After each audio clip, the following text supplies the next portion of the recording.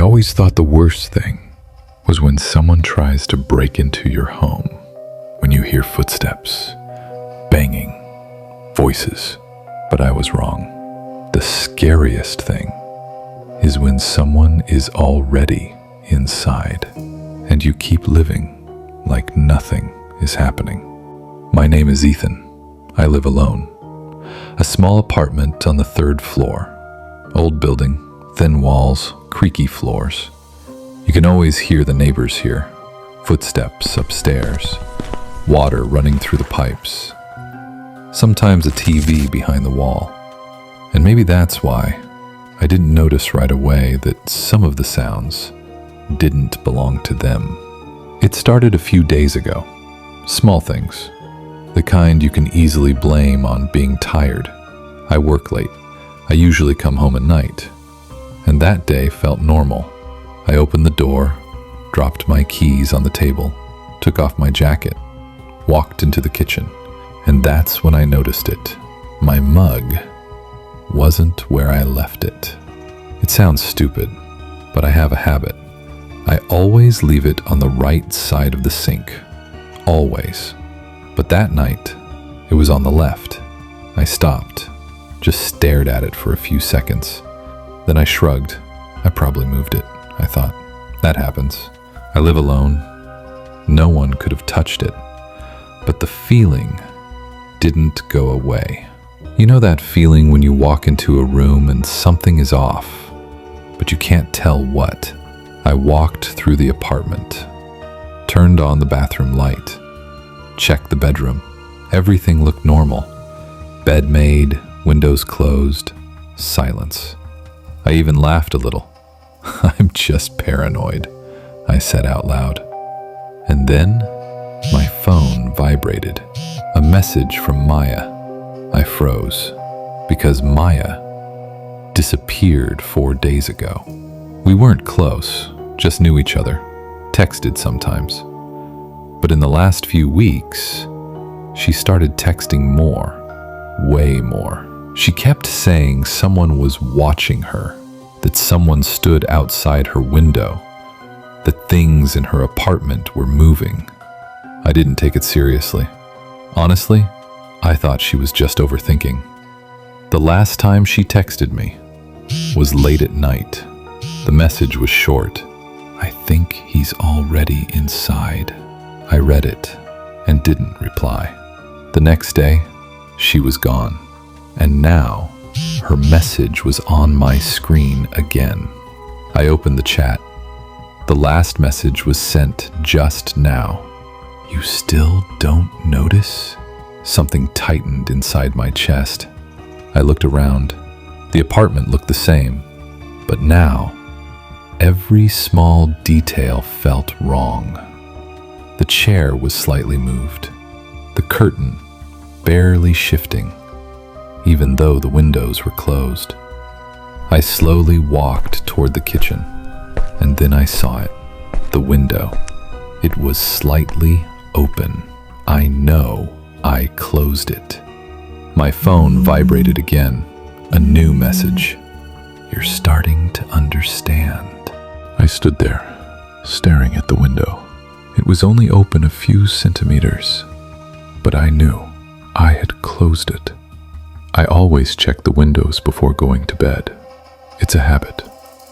I slowly stepped closer, carefully, like I was afraid of scaring someone. Outside, it was quiet. No wind, no people. I ran my hand along the frame. Cold metal. And that's when I saw it. A key was lying on the windowsill. Old, worn out. It didn't look new, like it had been used for a long time. I froze. I don't have spare keys, and I've never given access to anyone. I picked it up. It was cold, too cold, like it had been sitting there for hours. My phone vibrated. I didn't even want to look, but I did. A message from Maya. He left it there on purpose. My throat went dry. I typed, Who? The reply came almost instantly. The same one from before. I knew what she meant, or I was starting to. I put my phone down and looked around the apartment again. This time, carefully, very carefully. The chair was definitely moved. Not much, but not the way I left it. There was a crumb on the table. I hadn't eaten at home for 2 days. I opened the fridge. The bottle of water was almost empty. I remembered it being full. My heart started beating faster. I slowly turned toward the bedroom. The door was slightly open. I was sure I had closed it. I walked closer, very slowly, then pushed the door.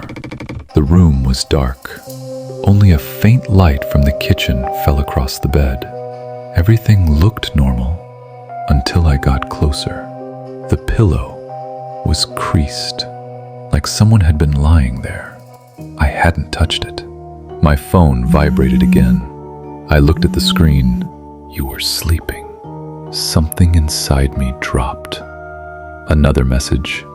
You didn't hear him come in. I quickly opened my gallery and saw a new photo.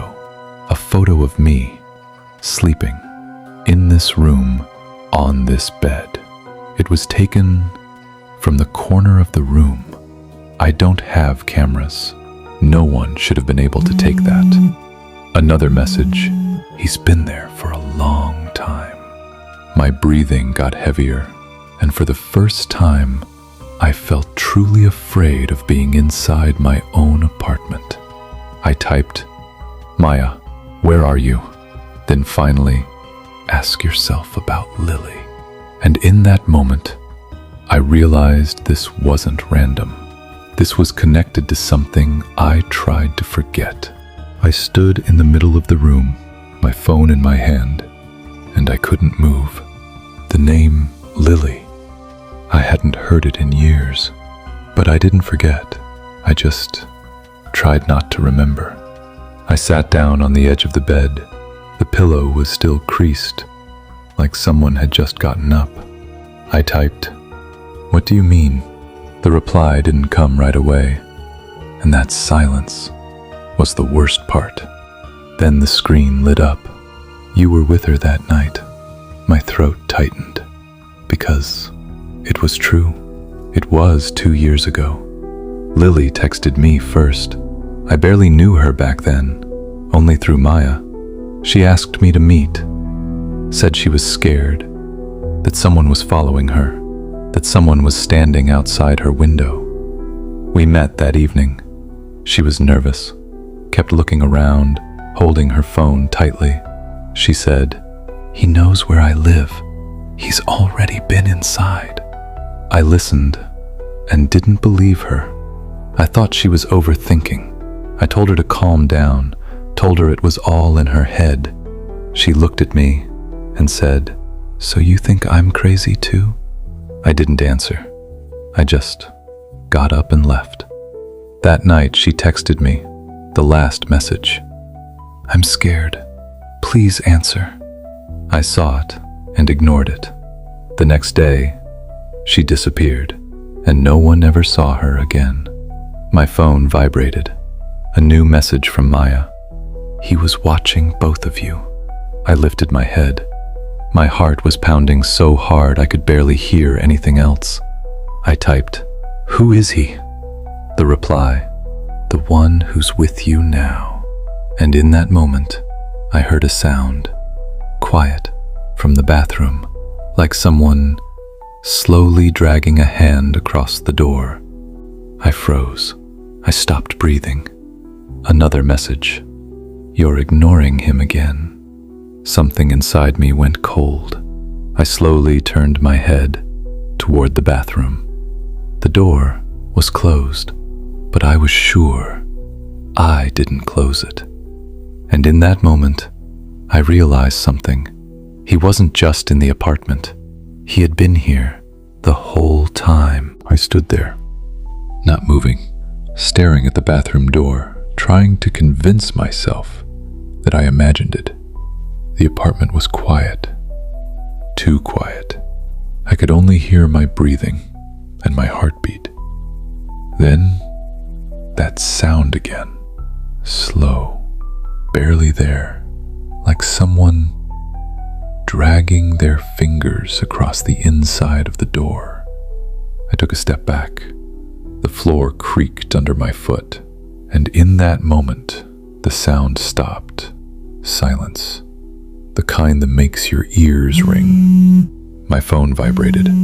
I didn't want to look, but I did. A message from Maya. He knows you understand now. Something tightened in my chest. I looked back at the door, and then the handle slowly turned.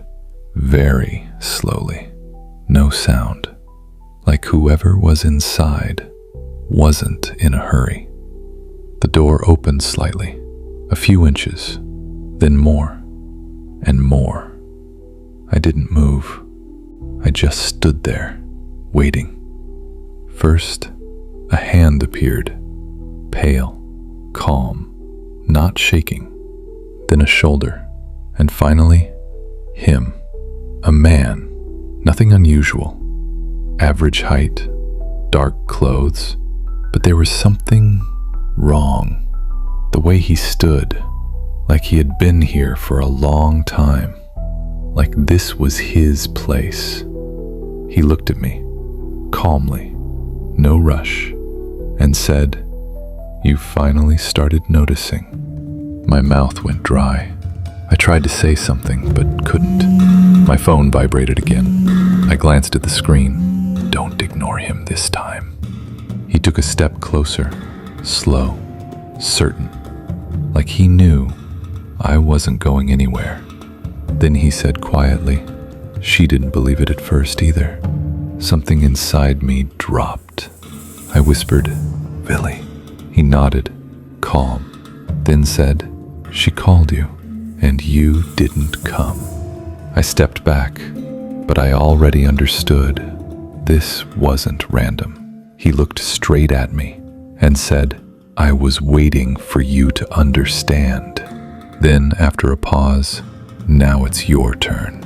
And in that moment, I understood why he was here. It wasn't random. He stopped a few steps away from me. My back hit the wall. I knew there was nowhere to run. He looked at me calmly, no rush, like everything had already been decided. My phone vibrated. I glanced down. A message from Maya. "Tell him the truth." I swallowed.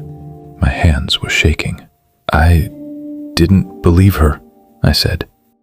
My voice didn't even sound like mine. She texted me, asked for help. I saw it, and didn't reply. Silence. He nodded, like he already knew. Then he said quietly, "I was there." Something tightened in my chest. I stood next to her. He continued, "While she was waiting for you, I couldn't breathe. She said you would come, but you didn't." I forced the words out. "Who are you?" He answered immediately. "A neighbor. I lived next door." My stomach dropped. "I saw you leave," he said. "I heard her crying, and I did nothing." I looked at him. "Why now?" He stepped closer and said, "Because you didn't either." It happened fast. He shoved me back. I hit the wall. My phone slipped from my hand and hit the floor. I tried to shout, but he covered my mouth, then leaned closer and whispered, "Now you understand." 2 days later, the neighbors reported a smell. Police forced the door open. The body was found in the bedroom. No signs of forced entry. But inside the apartment, they found things that didn't belong. An old key, extra clothes, and signs that someone had been living there for some time. The phone was on the floor, screen still on, chat still open. Last message, "You finally understood."